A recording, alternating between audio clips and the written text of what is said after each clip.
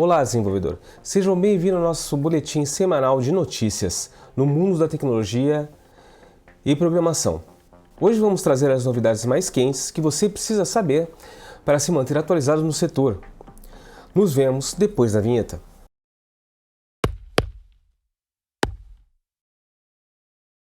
Vamos começar com as linguagens de programação mais comentadas dessa semana. O Python continua reinando no desenvolvimento de IA. Graças às suas bibliotecas como NumPy, Pandas, TensorFlow e PyTorch.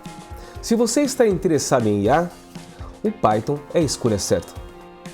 E para os fãs de Java, não se preocupem, embora não seja a primeira escolha para IA, sua robustez e portabilidade ainda o torna indispensável.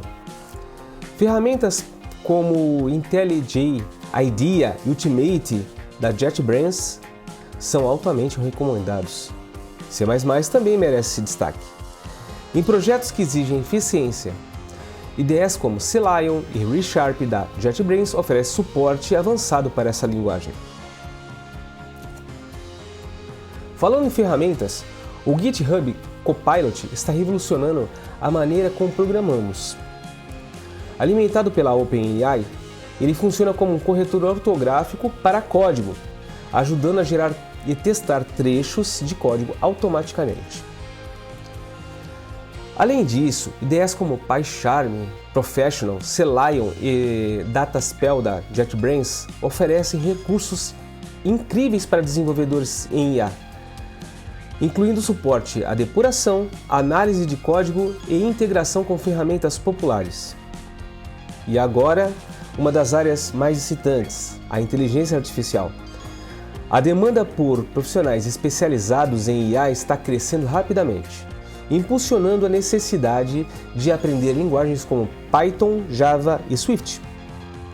As tecnologias de IA, como ChatGPT, estão não só transformando a forma como trabalhamos, mas também mudando a dinâmica do mercado de trabalho.